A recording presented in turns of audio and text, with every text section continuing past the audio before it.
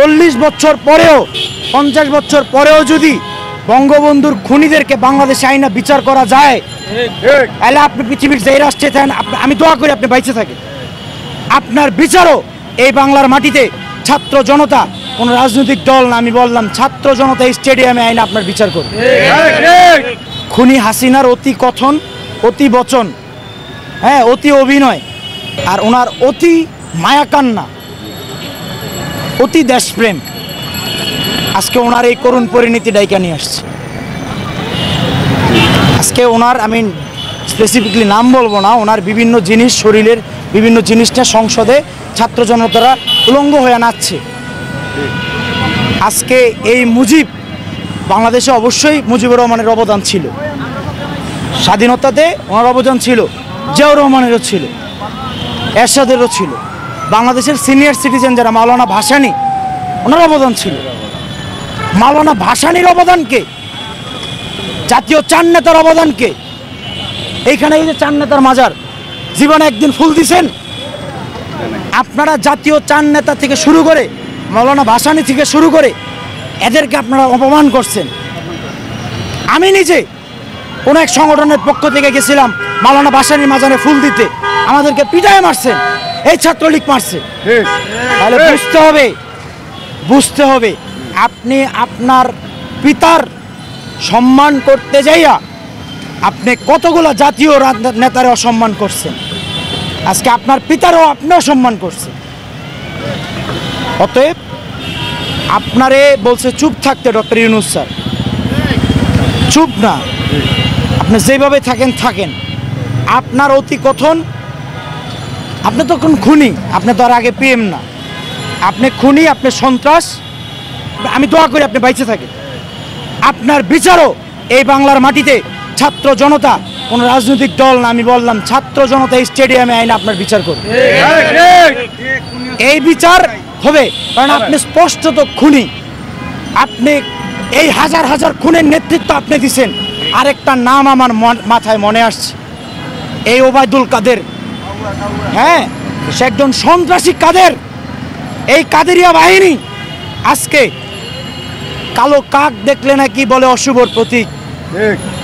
আপনি মানুষ, কিন্তু আপনি মানুষরূপী জানোয়ার। সেই মানুষরূপী জানোয়ার অতি কথনের কারণে আজকে আমার হাজার হাজার মায়ের বুক খালি হয়েছে। এই সন্ত্রাসী কাদেরকে বাংলার জনগণ একবার দেখতে চায়, আপনার কবিতা আবার শুনতে চায়। আপনি আবার কাউয়া কাউয়া করে, আবার কাকা করে আপনার কবিতা আমরা শুনবো, আপনার কবিতা আবার শুনতে চাই। হাসানুল কিনু, এই কাউয়া কাদেরদের দোসর যারা, প্রত্যেকের বিচার এই বাংলার মাটিতে হবে। আমার ছাত্র, আমি একজন সাধারণ ছাত্র, এই যে আমার ID card, Sheikh Borhanuddin post গ্রাজুয়েটের আমি ছাত্র। শুধু এটা না, বাংলাদেশের যতগুলো আন্দোলন এই পর্যন্ত গত 10 বছরে হয়েছে, এই সরকারের যতগুলো অন্যায় অবিচার হয়েছে, প্রত্যেকটার প্রতিবাদে আমরা দাঁড়িয়েছিলাম। আজকে এখনো দাঁড়িয়ে আছি, এই শাহবাগের ময়দানে দাঁড়িয়ে আছি। আল্লাহ যদি বাঁচায়, আমরা যদি মরেও যাই, আমাদের পরে এত এত প্রজন্ম আছে। বঙ্গবন্ধুর বিচার যেমন আপনারা করে ছাড়ছেন, বঙ্গবন্ধু হত্যার, ঠিক আমাকে হত্যা চেষ্টা করেছে, আমিও মামলা করি। আমাদের হত্যার বিচারটাও কমপ্লিট হবে। কোথায় নরেন্দ্র মোদী, এই নরেন্দ্র মোদী হচ্ছে ভারতের মান ইজ্জত, ভারতের নাগরিকদের মান ইজ্জত পর্যন্ত ডুবাই দিচ্ছে। কারণ এই রক্তচোষা কসাই মোদী, এই মোদী বাংলাদেশ থেকে পানি চুরি করে নিয়ে গেছে। যেই পানি চুরি করার কারণে আমার ভাই আবরার ফাহাদকে হত্যা করে পিটায় মারছে এই বুয়েটের ক্যাম্পাসে। তাহলে আগে আপনার বুঝতে হবে, ভারত আমাদেরকে পানি চুরি করে, বাঙালিকে পানি দিয়া মারতে চাইছে, পানি চুরি করে। পানিতে মারবে, বন্যায় কিছুদিন আগে দেখছেন যে বাংলাদেশের গরু ভাসায় নিয়ে গেছে, মানুষ ভাসায় নিয়ে গেছে, ঘরবাড়ি, সম্পদ, গোলার ধান সব কিছু বাসায় নিয়ে গেছে। কে বাসায় নিয়ে গেছে? ভারতের সিগনালে বাসায় নিয়ে গেছে। ভারত পানিতে মারবে, খাবারের দিয়ে মারবে। আমাদের শস্য ভাণ্ডার খালি হইলে ভারতের লাভ কি? ভারতের থেকে আমদানি আমাদের করতে হবে। আগে বুঝতে হবে ভারত কেন, ভারত না, ভারতের কিছু পররাষ্ট্রনীতি এই মোদি কেন, কারণ ভারত আমাদের শত্রু না, ভারতীয় নাগরিক আমাদের শত্রু না। একটা দেশের কখনো শত্রু হইতে পারে না। শত্রু হচ্ছে তার পররাষ্ট্রনীতি। এই পররাষ্ট্রনীতি কে তৈরি করছে? সেই কসাই মোদি বাংলাদেশকে মানে এখন বলতেছে বিএসএফ সতর্ক থাকতে। আমরা আগেও সতর্ক ছিলাম, আবরার ফাহাদ সতর্ক ছিল। এই 2400 মানুষ, আমি নাম ইন্ডিফাইড করে বলতেছি না, এই স্বাধীনতা সংগ্রামে যারা শহীদ হয়েছে তারাও সতর্ক ছিল, তারা সতর্ক থাইকেই শহীদ হয়েছে। আমরাও সতর্ক আছি বইলা 17 বার হামলা হয়েছে, এখনও আল্লাহ জীবিত রাখছে মানুষের দোয়া, আলহামদুলিল্লাহ। তো এখনও আমরাও সজাগ আছি। শুধু কিছু হুজুগে বাঙালি আছে, আবেগী বাঙালি আছে, যারা ঘুমাই গেছেন, তারা ভাবতেছেন দেশ তো মনে হয় স্বৈরাচার মুক্ত হয়ে গেছে। মোটেও স্বৈরাচার মুক্ত হয় নাই। বিএসএফ সবসময় প্রস্তুত ছিল, এই পর্যন্ত এখনও আছে প্রস্তুত।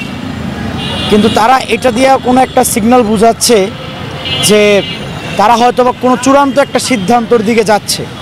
তবে আমরাও প্রস্তুত আছি, ছিলাম আজীবন এবং থাকব। কারণ আমরা আমাদের ভারতীয় নাগরিকরা কিন্তু বাংলাদেশের নাগরিকদের শত্রু না, মোটেও না। ভারতীয় কিছু পররাষ্ট্র নীতি আছে, ভারতীয় কিছু আপনার যেটাকে বলা হয় যে মানে অপপররাষ্ট্রনীতি, যেগুলো কূট পররাষ্ট্রনীতি, যেই পররাষ্ট্রনীতি হচ্ছে বাংলাদেশের জনগণের বিপক্ষে। হ্যাঁ, তাদের কিছু রাষ্ট্রনীতি আছে, যে রাষ্ট্রনীতিগুলা বাংলাদেশের 47,000 বর্গ মাইল এই পরিবেশের জন্য বিপক্ষে। তো তারা তো প্রস্তুত এখনও আছে, আগেও ছিল। তারা আমাদের বাংলাদেশে প্রায় 1300-1400 গত কয়েক বছরে 1300-1400 মানুষকে তারা হত্যা করছে নির্বিচারে। তারা বাংলাদেশ থেকে পানি চুরি করে। এদের আমি একটা দেশকে তো আর খারাপ বলা যায় না, তবে দেশের রাষ্ট্রে যে পদবিতে থাকে, কারণ এক কথায় নরেন্দ্র মোদি ভারতের মান ইজ্জত, ভারতের নাগরিকদের মান ইজ্জত পর্যন্ত ডুবাই দিচ্ছে। ভারত থেকে কোনো পণ্য কিনবে না, দরকার নাই। অলরেডি চায়না, পাকিস্তান সহ যে সকল দেশ আমাদের বন্ধু হিসেবে এখন আচরণ করছে, তারা আমাদেরকে প্রয়োজনীয় জিনিস বিক্রি করছে আমাদের কাছে। আমরা ভয় পাই না। বাংলাদেশের মাটি উর্বর, জমি উর্বর, কেউ ভয় পাবেন না। আমরা না খেয়ে মরবো না। এই বাংলাদেশের দিকে একসময় ইউরোপ আমেরিকার নজর ছিল যে এইটা এখানে সোনা ফলে দেশের মাটি সোনার মাটি। তো সুতরাং আমাদের কোনো ভয় নাই। আমরা যখনই ভারতের আগ্রাসন বিরোধী লড়াই করি, সংগ্রাম করি, লিফলেট বিতরণ করি, আপনারা দেখেছেন এই লড়াইয়ের ফলে সীমান্ত হত্যা কমেছে, ভারত থেকে পণ্য আমদানি কমেছে, তাদের সুর নরম হয়েছে, আরো হবে। আমি বলি সুর নরম করে পার পাবে না। স্বর্ণা ফেরানিদের হত্যা করেছে, হত্যার বিচার না হওয়া পর্যন্ত। ধন্যবাদ সবাইকে। আসসালামু আলাইকুম।